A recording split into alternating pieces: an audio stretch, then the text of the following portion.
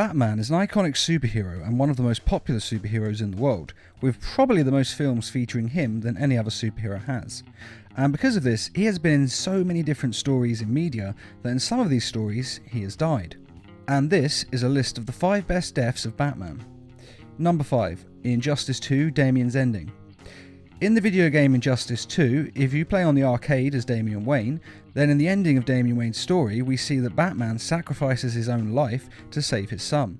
Bruce Wayne was my father, and it's no secret I hated him. But despite all that, he sacrificed himself to save me.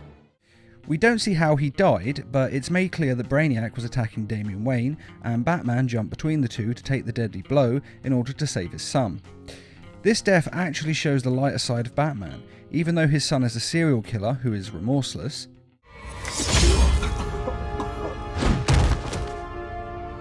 Problem solved. Who's next? Damn it, Damian! And has even killed Batman's adopted son, Dick Grayson.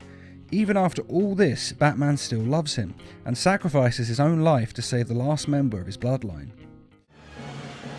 I was so obsessed with escaping the Bat's shadow that I never appreciated what that symbol really meant. Not until I saw it stained with my father's blood. My blood. This also has a profound effect on Damian Wayne, and seeing his father's love for him, even after all he has done, changes him to his core. And so Damian Wayne decides to become the new Batman, to honour his father's legacy. Presumably this means he will also never kill again, as anything less than this would be a dishonour to his father's memory. But from now on, the world will know me as Batman. Number 4. Batman the Brave and the Bold: The Death Montage. The Joker has always been trying to beat Batman, and every time he tries, he fails. Though he never gives up, which is actually kind of impressive in a way. He has dealt some serious blows to Batman, even going so far as to cripple Batgirl. Candy grab!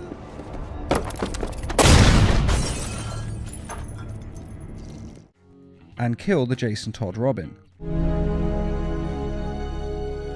Jason. But he has never truly beaten Batman. That is, until he gained the powers of a god, and even Batman struggles against that kind of power. This was a classic story in the comics that was retold in Batman the Brave and the Bold. In that show we see Batmite, who is a being from the 5th dimension who worships Batman and is his biggest fan. The whole reason I've come back is I want to see the ultimate face-off! Your obsession with me is flattering, Batmite, but it's not healthy. And because he's from the 5th dimension, he has godlike power. And he decides to give Batman his powers. Unfortunately, when he fires his powers at Batman, the Joker is hit instead and gains his godlike abilities. Joker then beats Batman by killing him. Nice try, Joker. Then killing him again. Power! Then again, and again. He dies a lot in this episode. This is because the Joker kills him and then brings him back to life and kills him again and again, because he has godlike power. But this is only going to count as one death because, well, it'd be a bit silly to count every individual one. But don't worry, Batman is ultimately able to beat the Joker by tricking him into thinking that he must go inside Batman's mind to send Batman insane. However, it turns out to be a plan of Batman's because Joker's powers are compromised in his brain. He then convinces Joker that if he does make the world he wants, it will be boring for him, as he loves the way the world is now because he's the insane one and Batman is his arch nemesis. Whereas if he changes everything, he won't have a nemesis and he won't be the insane one. Without Batman, there can be no Joker. And so Joker agrees to give up his powers if Batman will let him out of his mind, and everything goes back to normal, relatively speaking. Batmite, can you undo the mess Joker made? Sure, Batman. No sweat. This ending isn't that surprising. After all, Batman always wins. No matter what the odds are, he will always be victorious, as was shown by the Injustice video games and this story.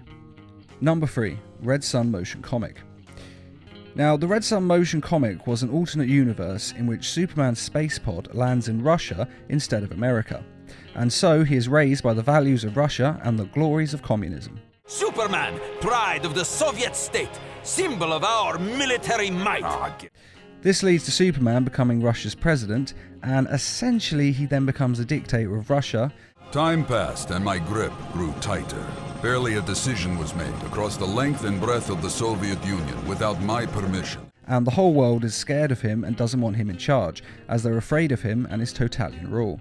My apologies for interrupting a perfect evening of totalitarian oppression, but I've got a message here for anyone who values breathing.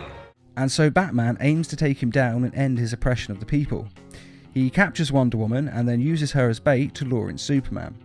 And when Superman arrives, Batman then activates a series of lamps that give off red sun radiation, negating Superman's powers and enabling them to fight on equal terms.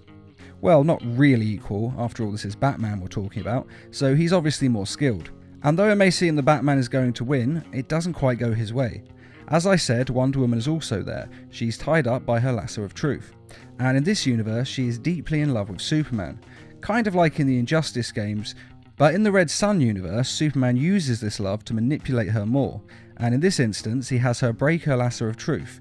And since the lasso of truth is connected to her by magic, when she snaps it, she snaps a part of herself and deeply damages her mind.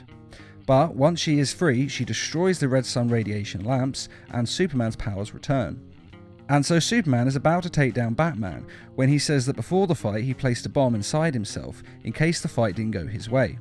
And he then detonates the bomb, killing himself and making him a martyr to the cause of taking down Superman. If you haven't seen this motion comic, then you definitely should. It's on YouTube and I'll put a link in this video's description because it is an absolute classic and so much better than that Zack Snyder Batman vs Superman rubbish. Number 2. Batman the Brave and the Bold, Batman retires. We have another Batman the Brave and the Bold death in a story of Batman's future that's narrated by Alfred, in which we see Batman's ultimate fate in that universe.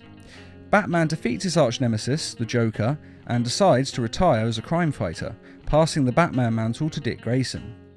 And so the mantle of Batman was passed, and justice endured. Batman endured. He then settles down with his longtime love interest, Selina Kyle, who is of course Catwoman. After all, even crime fighters need love. The two marry and they have a son together that they name Damian Wayne, though this Damian Wayne is a lot different to the one we're used to seeing in the New 52 movies. Namely, he's not nearly that aggressive, and though his parents teach him the skills of being a crime fighter, he doesn't really take to being a superhero. And it looks like he may grow up not to be a superhero at all, as it's not what he wants to do. I don't know if I can live up to the Batman legacy, Dick. I don't know if I want to. If I mess up, people get hurt. That is until fate intervenes, along with the Joker's alleged son. One day, when the Wayne family are at the Batman Museum in Gotham, it is attacked by a man claiming to be the Joker's son. After all, I am the Joker's son. During this attack, both Bruce and Selina Wayne are killed, and Damian loses his parents. No! This tragedy changes Damian, just as Bruce Wayne was changed by watching his parents die in front of him. And so Damian is forged into a crime fighter, and he joins Dick Grayson and becomes the new Robin. There's a new Robin in town too. It is then revealed that the Joker is not dead, and has been in hiding all this time, and that he is the one who orchestrated Bruce Wayne's death by training and sending his fake Joker son to kill him, as he knew that Bruce Wayne was Batman. Oh, how'd I know? I'm crazy, not stupid, remember? But together, the new Batman and the new Robin bring the Joker and his fake son to justice, and become the new crime-fighting dynamic duo of Gotham. Good job, kid. You think you're gonna stick with it? Yep. Gotham needs a Batman, and Batman needs a Robin. And even further in the future, Damian Wayne eventually becomes the new Batman, with his own son as his Robin. This of course means that one day, when his son grows up, he will also take over the mantle of Batman. The best part of this death is that it shows that no matter what happens to Bruce Wayne, and no matter the obstacles that future generations may face in life, the Batman legacy will always live on. Number 1. Justice League: The Flashpoint Paradox. In Flashpoint, we see an alternate version of the DC universe, resulting from the Flash going back in time to save his mother's life. His altering of the past caused ripples throughout time. These ripples change key events in DC history. Break the sound barrier and there's a sonic boom. You broke the time barrier, Flash. Time boom. And one of the bigger changes made was to Batman's origin. Now, we all know his origin of watching his parents die in a mugging, and this causing him to grow up to be Batman. But in this universe, his parents don't die in the mugging. Instead, the young child Bruce Wayne is the one who is killed by Joe Chill. Bruce is dead. I watched him die.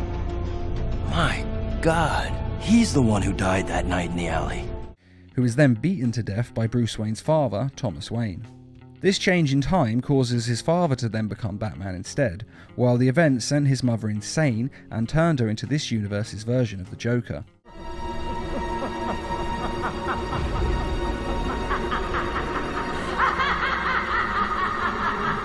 This whole concept is absolutely brilliant, and this is actually one of the better Flashpoint tie-in comics.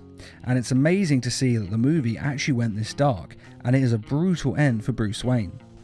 And if you don't think this death counts as a Batman death because technically it was Bruce Wayne who died before he was Batman, then bear in mind that his father's version of Batman, who has awesome glowing red eyes by the way, also dies in this movie. I may not be a very good doctor, but even I know a dead man when I see one. So no matter how you look at it, Batman dies in the Flashpoint Paradox. And that is the 5 best deaths of Batman. Do you agree with this list, or is there another death that you think should have been mentioned? And which of these deaths is your favourite? Be sure to let us know in the comments, and I'd just like to say a quick thank you to those of you who made this video possible by donating to the Needle Mouse Productions page on Patreon. Patreon is enabling us to bring you more videos each week and to raise funds for adapting comic book stories into short animated films. If you wish to donate or just want to learn more, a link is in this video's description. And as always, thanks for watching and feel free to subscribe, share, like and comment.